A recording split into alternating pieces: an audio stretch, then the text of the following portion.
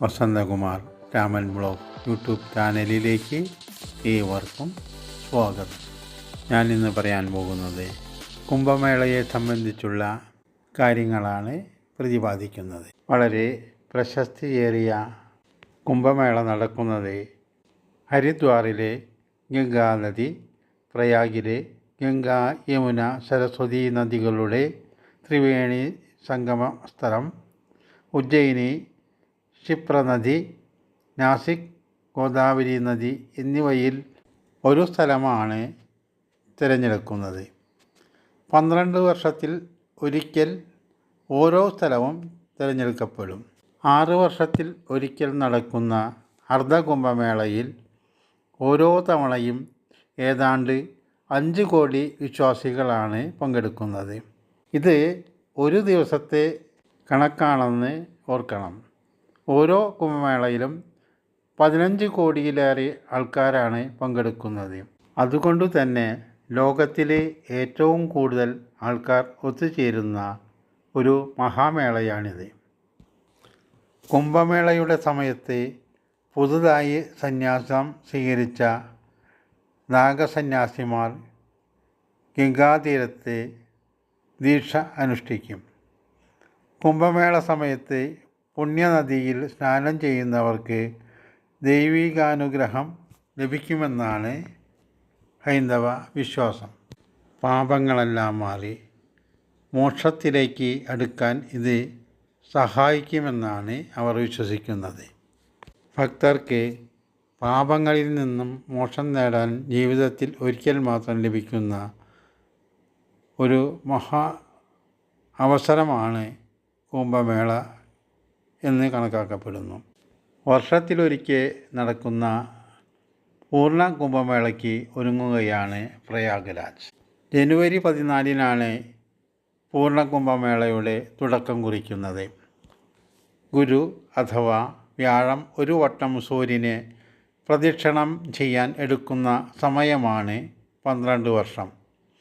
അതിനെയാണ് ഒരു വ്യാഴവട്ടം എന്ന് പറയുന്നത്.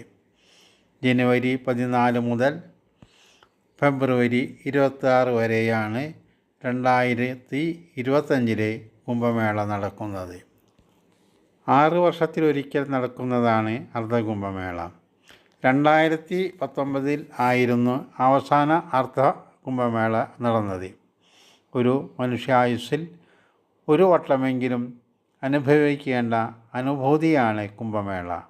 ഇത്തവണത്തെ കുംഭമേള പാഴാക്കിയാൽ വീണ്ടും 12 വർഷം കാത്തിരിക്കേണ്ടി വരുമെന്ന് മനസ്സിലാക്കുക. എന്നാൽ എല്ലാ 3 വർഷത്തിലും 4 പുണ്യകേന്ദ്രങ്ങളിൽ ഒന്നിൽ ഇത് നടക്കുന്നുണ്ടെന്നും ആളുകൾ കരുതുന്നു. ലോകമെമ്പാടുമുള്ള വിനോദസഞ്ചാരികളെ വിശ്വാസത്തിൻ്റെ കാഴ്ചയിൽ സാക്ഷിയാക്കുന്നത് ജീവിതത്തിലൊരിക്കലുള്ള അനുഭവമാണ്. വേദങ്ങളുടെയും സ്തുതികളുടെയും മന്ത്രങ്ങളുടെയും മാസ്മരികതയോടെ പുഷ്പം, ധൂപം, സുഗന്ധം എന്നിവയാൽ പൂരിതമാക്കുന്ന പുണ്യജലത്തിൽ ആചാരപരമായ സ്നാനത്തിന് ഈ ഉത്സവം സാക്ഷ്യം വഹിക്കുന്നു. ഈ മഹത്തായ മേളയിൽ പങ്കെടുത്ത് എല്ലാ പാപങ്ങളും ശുദ്ധീകരിക്കുകയും ദുരിതപൂർണമായ ജീവിതത്തിൽ എല്ലാ ദുരിതങ്ങളിൽ നിന്നും കഷ്ടപ്പാടുകളിൽ നിന്നും മോചനം നേടുകയും ചെയ്യുമെന്ന് വിശ്വസിക്കപ്പെടുന്നു. ഒരു മനുഷ്യനെ സംബന്ധിച്ചിടത്തോളം മോക്ഷം അഥവാ ജീവൻ, ജനനം, പുനർജന്മം എന്നിവയുടെ ചക്രങ്ങളിൽ നിന്നുള്ള മോചനമാണ് കൈവരിക്കുന്നത്. കുംഭമേള ഇന്ത്യയുടെ സമ്പന്നമായ സാംസ്കാരികവും ആത്മീയവുമായ പൈതൃകത്തിൻ്റെ സാക്ഷ്യമായി നിലനിൽക്കുന്നു.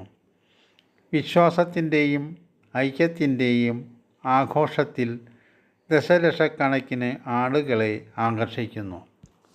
ഇന്ത്യയിലെ ഛത്തീസ്ഗഡിലെ ഗരിയാബാദ് ജില്ലയിൽ സ്ഥിതി ചെയ്യുന്ന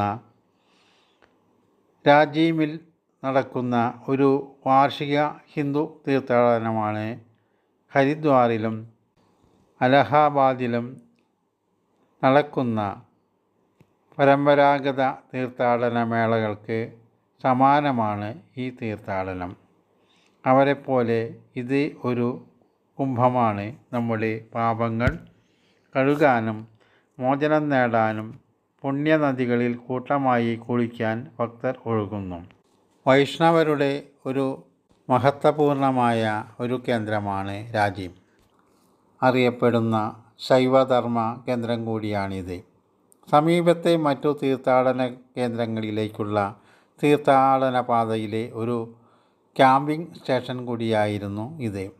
രാജ്യമിലെ മഹാനദി പൈരി, സോൺഡൂർ നദികളുടെ പുണ്യ സംഗമത്തിന് സമീപം സ്ഥിതി ചെയ്യുന്ന പ്രസിദ്ധമായ രാജീവ് ലോചൻ ക്ഷേത്രത്തിൽ എല്ലാ വർഷവും ആചരിക്കുന്ന പരമ്പരാഗത പുണ്യമേളയ്ക്ക് സമാനമായി 5-ാം കുംഭം എന്നറിയപ്പെടുന്ന ഒരു ചടങ്ങ് രാജ്യമിലെ മതസഭ നടത്തുന്നു. എല്ലാ വർഷവും ഫെബ്രുവരി, മാർച്ച് മാസങ്ങളിൽ ഏകദേശം 15 ദിവസമാണ് റജിം കുംഭം ആഘോഷിക്കുന്നത്. ഇന്ത്യയുടെ വിവിധ ഭാഗങ്ങളിൽ നിന്നും വിദേശത്തു നിന്നുമായി ആയിരക്കണക്കിന് ഭക്തരും സന്യാസിമാരും കുംഭത്തിൽ പങ്കെടുക്കുന്നു. മഹാകുംഭമേളയെക്കുറിച്ച് അടുത്ത വീഡിയോയിൽ പ്രതിപാദിക്കുന്നതാണ്. നിങ്ങളുടെ വിലയേറിയ അഭിപ്രായങ്ങൾ കമൻറ്റ് ബോക്സിൽ രേഖപ്പെടുത്തുക.